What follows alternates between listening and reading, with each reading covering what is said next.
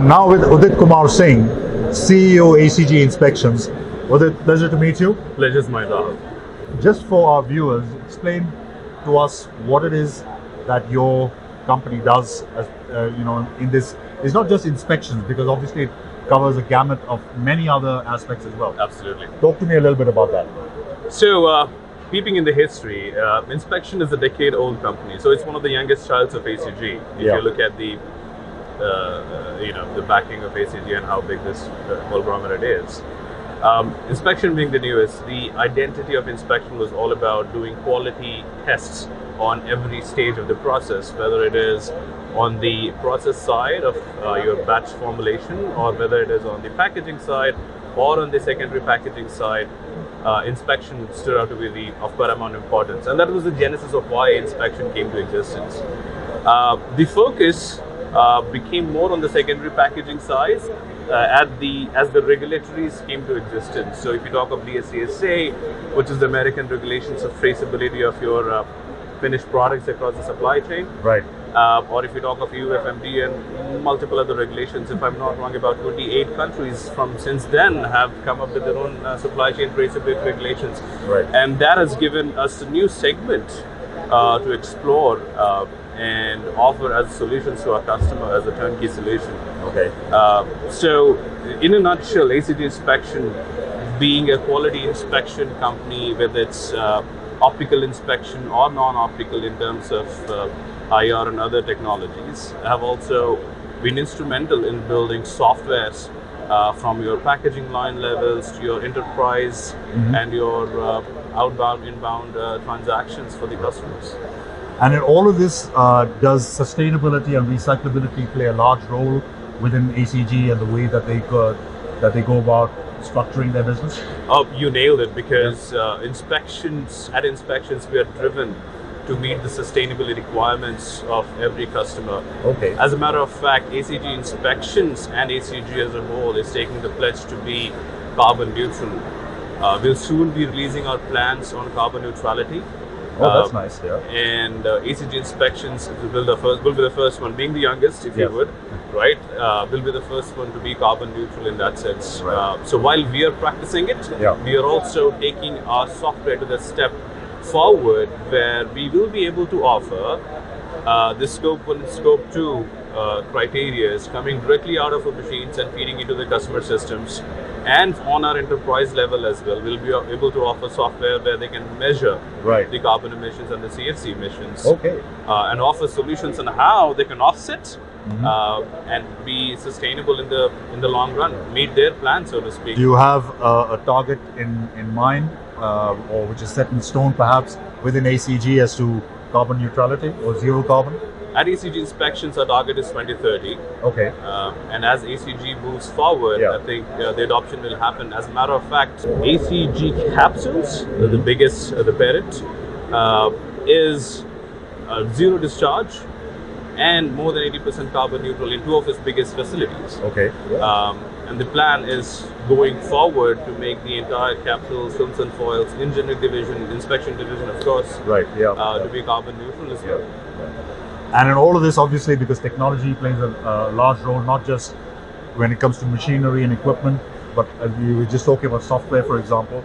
So AI and machine learning, aspects like that, is that already part of what ACG has as part of their, their development plans? What role does AI and ML play in all of this? So at ACG Inspections, we have been using the AI technology at the back end, and I think, as a software side of things, as a software entity side of our business, we cannot stay away from doing it. I mean, we are all surrounded, whether we like it or not, we are all surrounded by a lot of AI and ML activities in our daily lives. And it's only obvious for us to adopt and make our customers efficient. So at Inspections, all our vision systems have ML-based architecture. For high-speed capsules and tablet inspections, we use AI-based architectures and platforms as well. Right. And surprisingly enough, when we started this journey towards AI about a couple of years ago, we did not realize how much we can leverage it, not just to build the softwares and technologies to be offered to our customers on the B2B segment, but internally as well.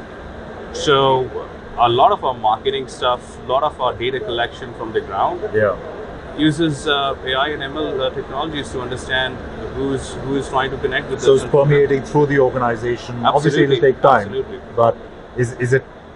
Are you adopting a top-down or a bottom-up approach when it comes to AI and ML? From a customer delivery standpoint, bottom down, because we are looking at our inspection systems first, whether it is tablet and capsules inspections or and so on.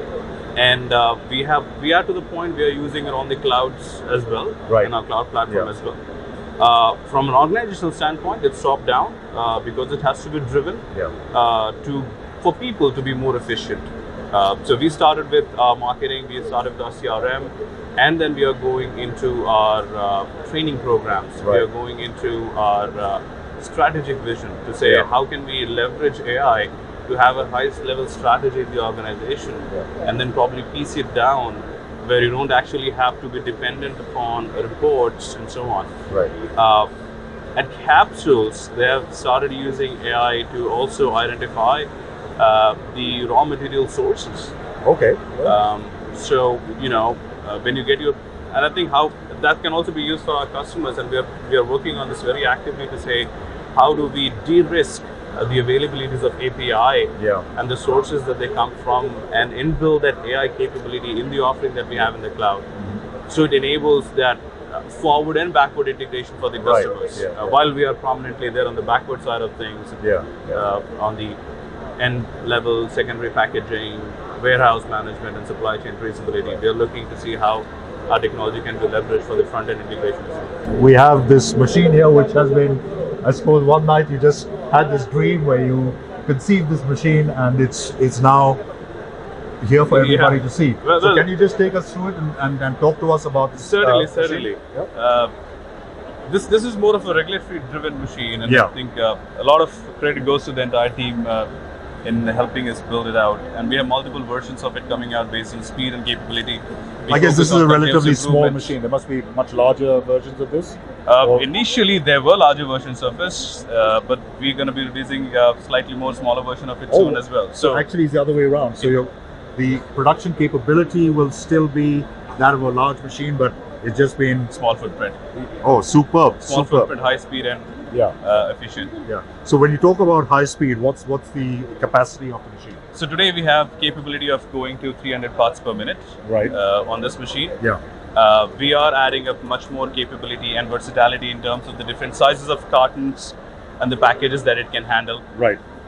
It has the other versions of this machine, again, given we have to present one version. The other versions of this machine have, and I'll go in a little bit of details, have this tamper-evident feature. You see, we apply this tamper-evident label on both sides of these edges. And has the feature of... Have you seen it? There we go. And has the feature of having this tamper-evident rolls all on one side.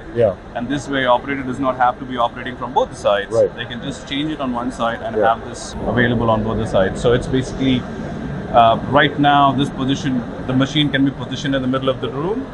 The other model has the capability of being shoved into the corner and still be same efficient and similarly powerful. The best thing that has happened today in India is the regulation MOHF that has come to say that you have to print a QR code. It's only applicable for 300 brands, but it's going to further expand to all the brands. So you'll be able, and we as consumers and patients would be able to pick up blisters and boxes of medication, have a QR code, simply scan it, and be able to directly communicate with the manufacturers. Because right now it's a bit of an onerous process to go through to... Exactly, and that's the most beautiful thing Indian government could have ever done. Because if you talk of the bigger brands in B2B business, we are all aware of who they are, and how they operate in our daily lives.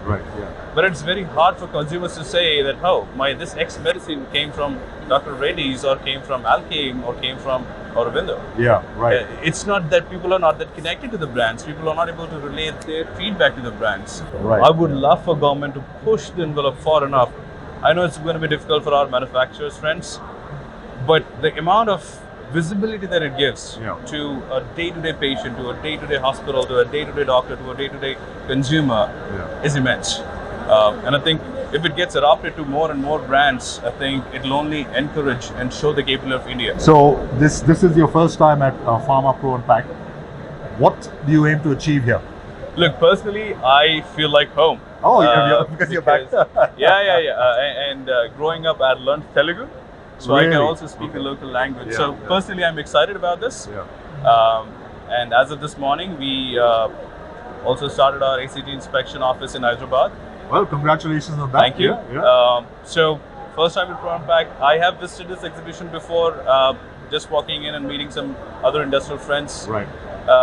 But it's good to be here. It's good to be connecting to the people. It's good to be connecting to our customers in Hyderabad. I've been hosting them from yesterday, and while physically tiring, it's socially exciting. Yes. It's socially exciting to see them and have them connected in their home ground. Well, Udit, it's been a real pleasure, and lots of illumination for me with your business. It's been a wonderful chat. Thank you so much for your time. Pleasure is And mine, I wish Chief. you all the very best for the rest Thank you of the so show. much. Thank you. Thank you.